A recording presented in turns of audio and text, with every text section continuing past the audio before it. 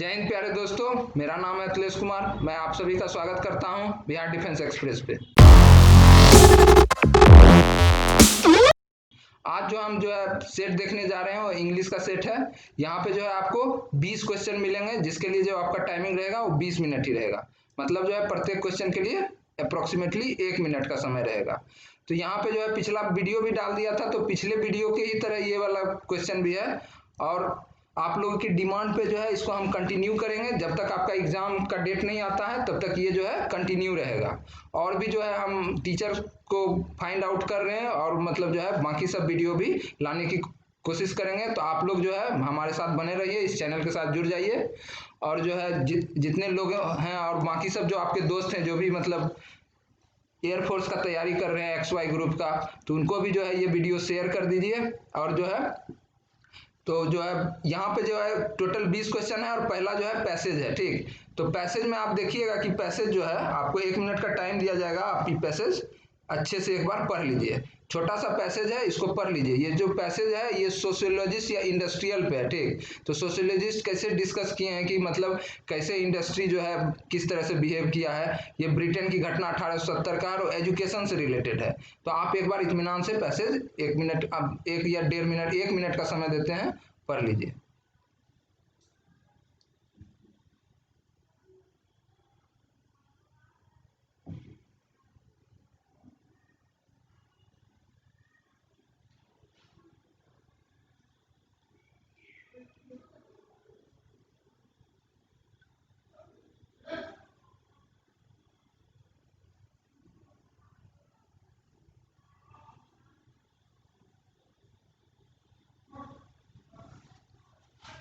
हाँ, तो मुझे लगता है आप पैसेज पढ़ करके अब तक समझ गए होंगे कि पैसेज का क्या प्रारूप है, या मोटा मोटी अगर नहीं भी है तो थोड़ा बहुत तो अंडरस्टैंडिंग आ ही गया होगा। अब पहले क्वेश्चन पे चलते हैं।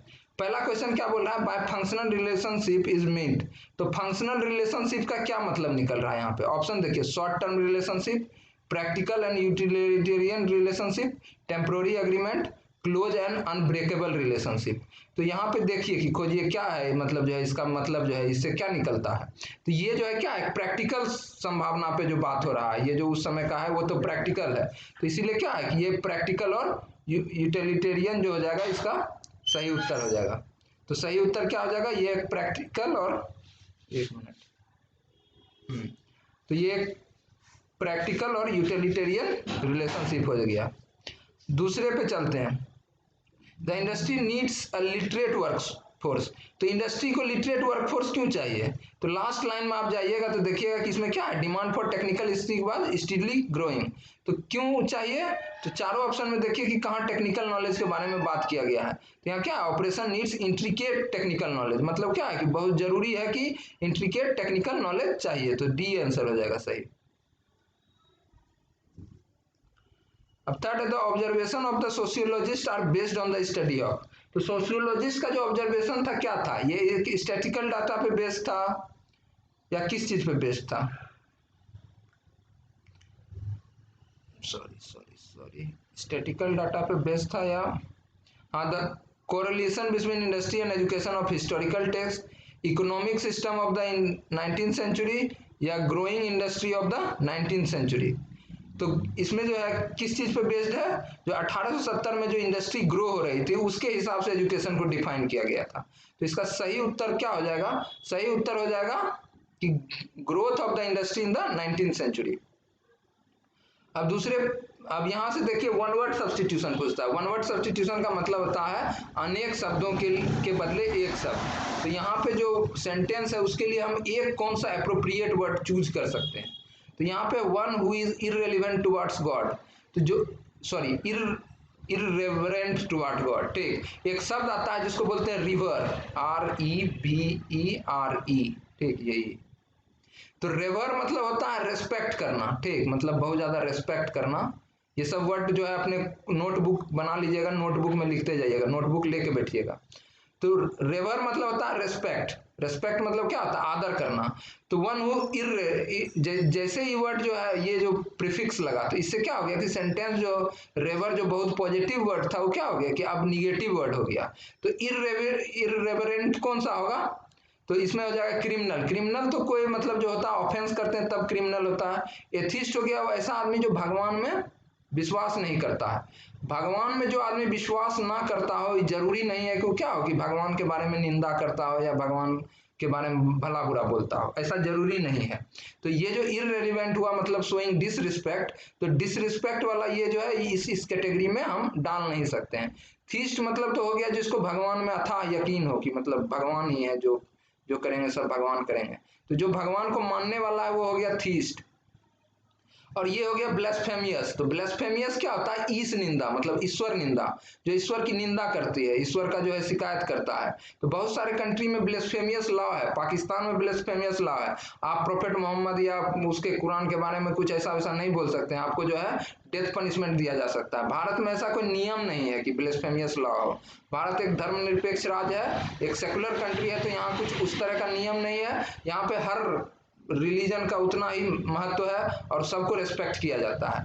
तो इसका सही इररेवरेंट का क्या हो जाएगा? सही, one who is irreverent towards God, तो उसको हम ब्लेस्फेमियस कह सकते हैं, ऐसा व्यक्ति जो ईश्वर का निंदा करता हो। चलिए आगे चलते हैं आप।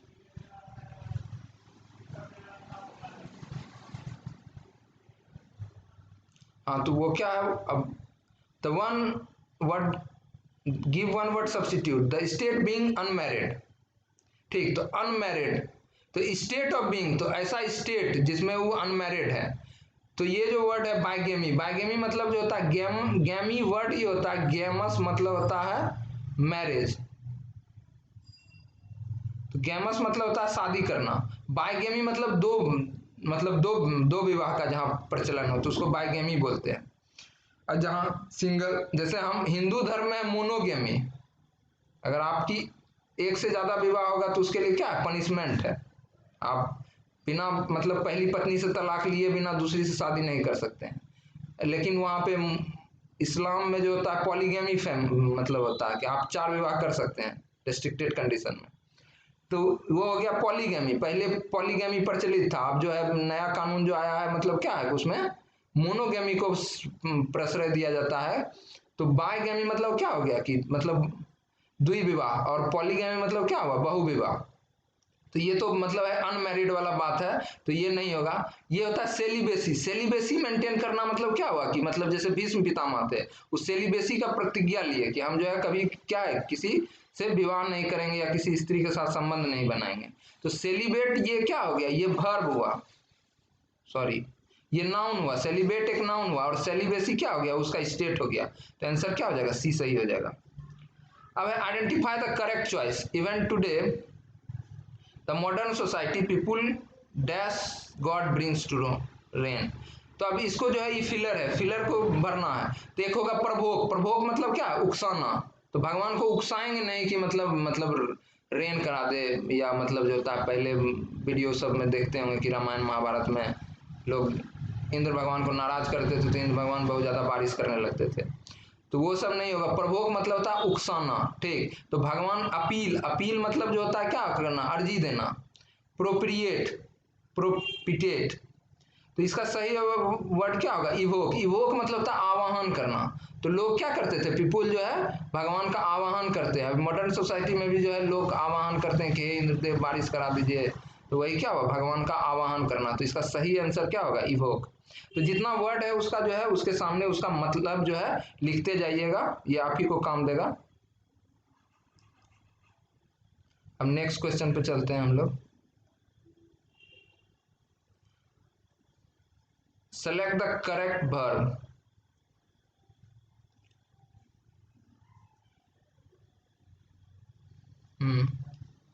When I dash my bath I went to have a sleep. तो ये क्या है? देखिए ये वो वाला सेंटेंस है जैसे कि मतलब क्या है कि मतलब ये आप अगर टेंस पढ़े होंगे तो पास्ट परफेक्ट का जो है कंडीशन होता है when I had taken my bath I went to have a sleep. तो जब बाथ ले लिया गया तो उसके बाद क्या है कि सोने चला गया, तो I have taken my bath हो जाएगा यहाँ पे। आइडेंटिफाई द करेक्ट प्रीपोजिशन, यहाँ पे सही प्रीपोजिशन डालना है। When I heard of my grand mother's death I burst, क्या आएगा? एट आएगा, अपॉन आएगा, इनटू आएगा, क्या आएगा? Burst into tears. ठीक, तो ब्रस्ट के बाद हमेशा क्या लगता है? इनटू। तो ब्रस्ट इनटू टीयर्स। ठीक, तो यहाँ पे क्या आएगा? Into. Choose the correct word. अब देखिए बिगिनिंग का सही ये स्पेलिंग कौन सा है, ये वाला सही है या ये वाला सही है या ये वाला सही है या ये वाला सही है, तो आप खुद आइडेंटिफाई कीजिए कौन सा सही है। किसी किसी को लग रहा होगा कि ये सही है, लेकिन सही क्या है, ये है, double N I N G होता है, BEGINNING, ठीक, ये होता है beginning. Fill in the blanks with the correct article, तो करेक्ट आर्टिकल क्या होगा, डैश डॉग डाइड यस्टरडे, इसमें क्या आएगा, एन तो आएगा नहीं, ऐसे है, या तो ए आएगा या तो द आएगा, ठीक, द आएगा यहाँ पे, THE द क्यों आएगा, द इसलिए आएगा कि हम किसी स्पेसिफिक डॉग के बारे में बात कर रहे हैं जो कि कल मर गया, ठीक, तो इसीलिए the dog died, the sick dog died, वही कुत्ता मरा है जो बीमार था, ठीक, तो इसीलिए क्या होगा कि the sick dog died yesterday.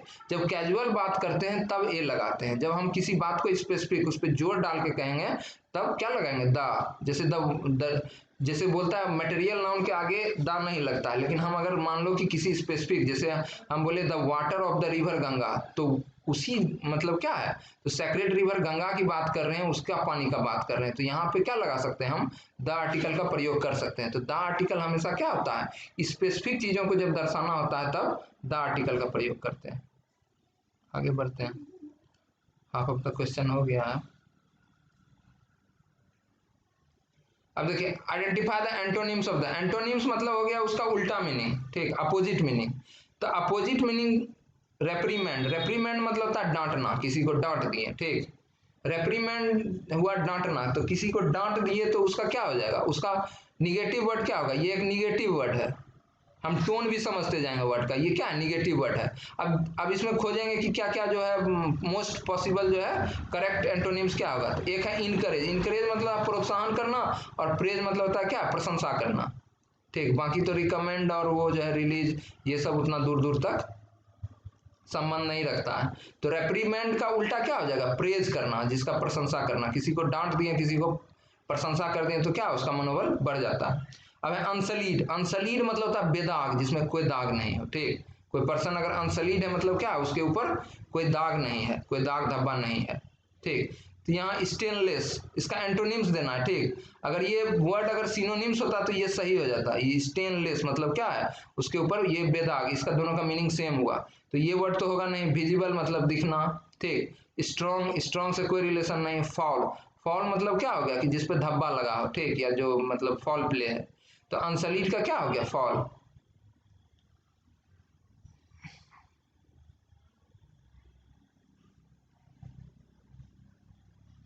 अब इस वाले डायरेक्ट इनडायरेक्ट को पढ़िए, यहाँ पे है, इसको क्या है, डायरेक्ट स्पीच में दिया हुआ है, आपको इसको इनडायरेक्ट में कन्वर्ट करना। तो ये सिंपल सेंटेंस है, Sarita said to me I will do now or never, I will do it now or never. तो Sarita told me that she will do then or, I will do it now or never, she will do then or never. तो यहाँ पे Sarita told me that I would do it then or never, देखिए it का that हो जाता है, तो I will do date, तो डेट किस में लगा हुआ है, इसमें लगा हुआ है, तो आंसर क्या हो जाएगा, डी हो जाएगा।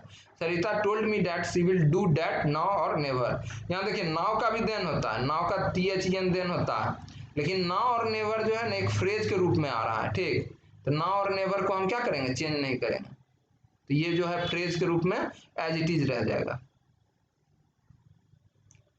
अब वॉइस, तो वॉइस में देखेंगे, वॉइस में हम क्या होता है कि टेंस चेंज नहीं होता है, तो जहां देखेंगे कि टेंस क्या है, इसमें जो होता है टेंस चेंज होता है, जैसे विल का वुड हो गया, सॉरी यहाँ पे ये नहीं होगा, आंसर डी नहीं होगा, एक मिनट, सॉरी सॉरी, इस हिसाब से आई will do डिट now or never नहीं होगा, सेट का क्या होगा, वुड होगा, तो जब भी होगा तो इसका वर्ब भी चेंज करेंगे, I would do it then or never. तो इसका आंसर क्या हो जाएगा, करेक्ट आंसर इस हिसाब से जो होता है मेरे हिसाब से ये होना चाहिए, बी ऑप्शन होना चाहिए कि I will do it then or never, तो ये सही आंसर होना चाहिए, इट के जगह डैट होना चाहिए था वहां बेसिकली, लेकिन यहाँ नहीं है, ये तो वर्ब में ही गलती है, तो ये भी नहीं होगा आंसर, यही होगा आंसर, बी होगा। She told me that I will do it then or never. अब है somebody told me that there had been an explosion in the town hall, ठीक, तो इसमें वर्ब चेंज होता है, चूंकि यहाँ पे पास्ट टेंस था ऊपर वाले में, तो इधर वाले का भी टेंस क्या होगा, चेंज होगा, तो विल का वुड डेफिनेटली होगा। और यहाँ पे क्या होता है, वॉइस में टेंस चेंज नहीं होता। तो क्या है, somebody told me that there had been an explosion in the town hall। तो somebody told me, यहाँ तक सेंटेंस देखिए, somebody told me। उसके बाद क्या है, इसके बाद जो है ये वाला अलग सेंटेंस है, there had been an explosion in the town hall, there had been an explosion। तो I was told by someone कहीं होगा, I was told by somebody या someone, I was told by somebody that there had been an explosion in the town hall।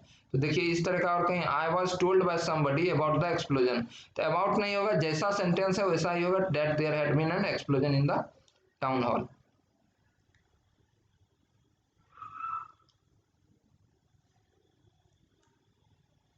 अब है synonyms, है synonyms मतलब same meaning. तो be little का synonyms क्या होगा, बी लिटिल मतलब किसी को नाराज कर देना, किसी को मतलब डाउन फील करा देना। तो डिमिनिश मतलब होता है घटना, ठीक, डिमिनिश मतलब घटना, जैसे दिया में मतलब जो होता है जल रहा है तो धीरे धीरे मोमबत्ती डिमिनिश होते चल जाती है। मॉक मतलब होता है किसी का मजाक उड़ाना या एक जैसा मॉक टेस्ट देते हैं। मॉक मतलब मॉकिंग मतलब मजाक उड़ाना होता है। स्कॉफ मतलब डांटना होता है, मतलब अगर छोटा मोटा डांट दे रहे हैं तो उसको स्कॉफ बोलते हैं। एक डांट वर्ड और भी पहले मिला था, रेप्रीमेंड, ठीक। तो रेप्रीमेंड मतलब होता है जैसे बहुत मतलब जोर से डांटना, डिग्री बढ़ गया उसका। स्कॉफ मतलब होता है हल्का फुल्का डांट देना, जैसे लोग डॉगी लोग को डांटते हैं, मतलब जो है जिसके पास पेट डॉग्स होते हैं उसको मतलब जो होता है कोई चीज़ मना करना होता है तो दे स्कॉफ। डिस्पैरेज मतलब होता है क्या कि वो सेम मीनिंग हो गया जो बी लिटिल का होता है, मतलब किसी को मतलब जो होता है नीचा दिखाना या किसी को नीचा दिखाने वाला जो सेंस होता है उसको बोलते हैं डिस्पैरेज या डिमिनिश करना। क्रेडुलस, क्रेडुलस हो गया क्या, ये एडजेक्टिव हुआ क्रेडुलस। अब इसी का हो जाता है क्रेडिबिलिटी, कि किसका क्या क्रेडिबिलिटी। तो क्रेडुलस क्या होगा कि जिसपे आप क्या कर सकते हैं, ट्रस्ट कर सकते हैं, ये हो जाएगा ट्रस्टिंग, क्या हो जाएगा इसका सही। तो जिसपे किसको मतलब आदमी क्रेडुलस मानेगा, जिसपे आदमी ट्रस्ट कर सकता है। तो इंटरेस्ट नहीं होगा, इंटरेस्ट मतलब जिसमें आदमी को इंटरेस्ट हो, मतलब इंटरप्रेट मतलब होता है कोई चीज़ निकालना, उसका क्या मतलब निकला उसको इंटरप्रेट बोलते हैं। जॉयस मतलब हो गया जो जॉयफुल रहता हो, जो खुशनुमा रहता हो। तो इसका सही मीनिंग क्या हो जाएगा, trusting. Identify the meaning of the given idioms and phrase. To wrangle over an ass's shadow, ठीक। तो ये देखिए एक फ्रेज है, फ्रेज का सीधा सीधा मीनिंग नहीं निकलता। फ्रेज का क्या होगा कि कोई ना कोई मीनिंग निकलेगा, जैसे to wrangle over the ass's shadow. जैसे हम बोलेंगे कि ये जो पेपर था इंग्लिश का, ये क्या था, एक केक वॉक था, ठीक। केक वॉक मतलब क्या है कि बहुत आसान पेपर था, कोई भी लड़का जो है इसमें क्या है 20 में से 20 नंबर जो है, ये बहुत स्कोरिंग सब्जेक्ट है आपके तीनों सब्जेक्ट में। आप अगर देखें तो इंग्लिश स्कोरिंग है, आप अगर मतलब जो है अच्छे से पढ़ के जाएंगे, थोड़ा बहुत प्रैक्टिस करके जाएंगे तो आप 20 में कम से कम तो एटलीस्ट 18-19 कर ही सकते हैं, ज़्यादा मुश्किल नहीं है। तो ये आपका स्कोरिंग सब्जेक्ट है, ये आपको जो है वहाँ पे आपको पहला जो है कटअप पार करने में आपकी मदद कर सकता है।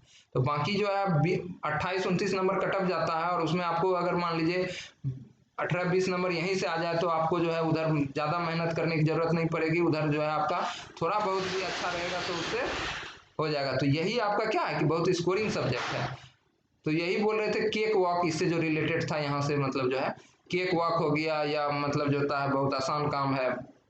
इसी का उल्टा अगर मान ली कि एक बहुत हरकुलियन टास्क है, सिलेक्शन लेना एक बहुत हरकुलियन टास्क है, बहुत सारा मतलब जो होता है प्रोसेस होता है, उसमें आपको पहले फिजिकल निकालना है, फिर एग्जाम निकालना है, फिर जाकर के मेडिकल क्वालिफाई करना है, फाइनली मेरिट में आना है। तो क्या है कि to get the selection in the IAF is a very herculean task. तो सबका तो सिलेक्शन हो नहीं पाता है, तो ये क्या है कि बहुत मुश्किल काम है, हरकुलियन टास्क है। तो इसी तरीके का क्या हो गया कि हरकुलियन टास्क मतलब ऐसा नहीं कि कोई टास्क हरकुलस किया, ठीक। हरकुलस एक मतलब जो है ग्रीक के कोई निवासी थे, वहीं का ग्रीक कैरेक्टर है। तो यहाँ पे भी देखिएगा मीनिंग, तो to wrangle over an ass's shadows, ठीक। एज शैडोज मतलब क्या है कि मतलब कोई चीज वास्तव में है नहीं, किसी शैडो पे हम लोग क्या कर रहे हैं, रैंगल, रैंगल मतलब होता है उसमें मुठभेड़ कर रहे हैं या लड़ रहे हैं। तो क्या हो जाएगा, quarrel over the position of an ass. तो ये तो डायरेक्ट मीनिंग हो गया, तो ये तो होगा ही नहीं, ठीक। टू डू समथिंग फनी, तो ये भी लगभग लगभग डायरेक्ट मीनिंग है, डू समथिंग फनी भी नहीं है। To waste the time on a pretty things, pretty मतलब होता है किसी शानदार चीज पे, किसी अच्छे चीज पे। To quarrel over trifle, trifle मतलब होता है फालतू चीज पे। तो फालतू चीज पे लड़ना क्या हो गया, to quarrel over the trifles, ये हो गया इसका सही मीनिंग हो जाएगा, तो आंसर क्या हो जाएगा इसका डी हो जाएगा। ठीक, तो रैंगल ओवर द, ऐसा ही होता है to make storm in a tea cup, to make storm in a tea cup. क्या है कि टू मेक स्टॉर्म मतलब चाय में क्या है कि फालतू चीजों पे बहस करने वाले को कहते हैं to make storm in a tea cup. आजकल आप जब देखिएगा न्यूज वगैरह में तो यही हो रहा है आजकल कि सब लोग जो है क्या है कि किसी टी कप में उबाल लाने की कोशिश कर रहे हैं। तो ये जो है to make strong in a tea cup, tea से एक और फ्रेज याद आ गया, जैसे आप इसको भी नोट करना चाहें तो it's not my cup of T. ठीक, तो ये मेरे बस की बात नहीं है, it's not my cup of T. तो क्या हो गया कि ये मेरे बस की बात नहीं है। तो इस तरह का ढेर सारा फ्रेज होता है। आप कोई बुक अगर आपके पास है फ्रेज का तो उसको जरूर देख करके जाएं। और हम जो है आपको कुछ कुछ जो है फ्रेज वगैरह का कलेक्शन जो है टेलीग्राम पे या उस पे जो है दे दिया करेंगे डेली एक्सरसाइज के बेसिस पे। आप उसको याद करके जो है और या जो जितने भी लड़के हैं जिनको जो जो फ्रेज पता है आप कमेंट सेक्शन में लिखिए। इससे क्या होगा कि एक लर्निंग कम्युनिटी डेवलप हो जाएगी। आपको जो फ्रेज पता होगा उसको पता चल जाएगा, उसको जो फ्रेज होगा आपको पता चल जाएगा। तो इस तरह से जो है आप जो है अपने आप में जो है बहुत सारा फ्रेज एक साथ तैयार कर लेंगे। तो जितने लड़के हैं जो वीडियो इसको देखेंगे तो सब लोग को ये कंपलसरी टास्क है कि आप एक फ्रेज जो है अपने मन से मतलब जो है वो एक लिखिए और उसका मीनिंग भी साथ में लिखिएगा। उसका मीनिंग क्या हो रहा है, ऐसा नहीं कि सिर्फ फ्रेज लिखना है, उसके मीनिंग के साथ जो है आप एक फ्रेज जरूर मेंशन कीजिए। जो भी आप सुने होंगे जैसे रेड लेटर डे, जो भी आपको आता है या कहीं से देख करके भी जो है आप एक फ्रेज लिखिए। इस तरह से आप प्रैक्टिस कीजिएगा। एग्जाम के जाते जाते आपका एक एक नंबर का क्वेश्चन एक एक नंबर करते करते हम लोग जो है 20 नंबर जो है डेफिनेटली सही करके आएंगे। क्वेश्चन 18 होगा आई हैव डन माई बेस्ट। तो ये कॉमन एरर इसमें खोजना है। तो इसमें जो है क्या है 4 पार्ट है, या तो क्या होगा कि ए पार्ट में एरर होगा, या तो बी पार्ट में एरर होगा, या तो सी में एरर होगा, या तो नो एरर होगा। तो अब इसको पढ़ते हैं। I have done my best the whole thing is now in the laps of the gods. ठीक, in the laps of the gods. तो यहाँ देखिएगा गॉड्स जो है, गॉड्स क्या होता है सिंगुलर होता है। गॉड्स आप कहीं सुने हैं हमेशा क्या होता है गॉड, गॉड मतलब भगवान। भगवान जो है क्या है कि सिंगुलर प्लूरल सब यही है। ठीक, बहुत लोग जो है एकेश्वरवाद में विश्वास रखते हैं, बहुत लोग में तो वो जो होता है वहां पे क्या होगा कि ये जो गॉड शब्द का जो प्रयोग है यही क्या है गलत है। मतलब यहाँ पे क्या होना चाहिए था द गॉड होना चाहिए था, या गॉड के साथ कोई आर्टिकल भी नहीं लगना चाहिए था, let's in the lap of God. ठीक, तो यहाँ पे सिर्फ गॉड होना चाहिए था। तो आंसर क्या हो जाएगा, इसका आंसर सही हो जाएगा सी, ये हो जाएगा सी।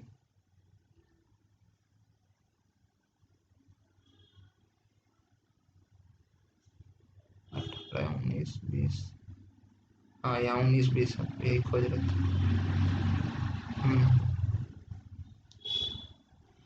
तो from the adjective of the given word, तो एडजेक्टिव बनाना है इसका। तो सेंसेस क्या है, सेंसेस हो गया नाउन, इसका एडजेक्टिव क्या होगा। तो द सेंसेस, द लगाने से तो और मतलब क्या हो जाता है नाउन के आगे जो होता है ये तो इसका कोई मीनिंग नहीं निकला। सेंसेस का सेंसेस हो नहीं सकता है। सेंसर, सेंसर फिर अलग शब्द ही बदल गया। इसका सही आंसर क्या होगा, ऐसे भी आप छांट सकते हैं। देखिए इसमें कोई भी ऑप्शन जो है आपको उतना सेंसिबल नहीं लगेगा जितना ये सेंसिबल है। तो इसका क्या है कि ये आंसर क्या हो जाएगा सेंसिबल हो जाएगा।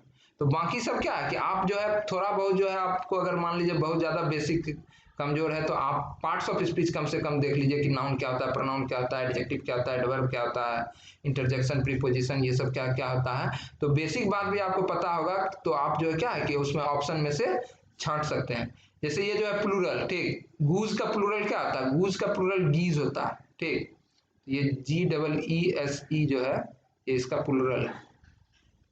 इसी तरीके का जो होता है प्लूरल का जो होता है चार्ट वगैरह किसी ग्रामर बुक में जो है उसमें से आप जो है इन सब चीजों को जरूर देख करके जाएं। तो ये सब प्लूरल आएगा। जैसे नाइफ का नाइफ्स होता है, वाइफ का वाइफ्स होता है। तो कुछ कुछ बेसिक रूल्स है। ठीक, जैसे ऑक्स का सिर्फ ऑक्सन होता है लेकिन बॉक्स का बॉक्सेस होता है। तो उसका कुछ कुछ बेसिक रूल्स है वो आपको पढ़ लीजिएगा तो ऐसे भी हो जाएगा, ऐसे भी आपको आता ही होगा ये सब। ठीक, तो वीडियो यहीं पे जो है 20 वर्ड खत्म हो गया। तो आपको जो है अच्छा लगा होगा तो इसको लाइक कीजिएगा और ज़्यादा मतलब प्रोत्साहन कीजिएगा तो और जो है नए नए वीडियो के साथ जो है हम लोग आते रहेंगे। और हम जो है आपके साथ जो है आपके सिलेक्शन तक जो है इसी तरह से बिहार डिफेंस एक्सप्रेस आपके साथ बना हुआ रहेगा। तब तक के लिए जय हिंद जय भारत।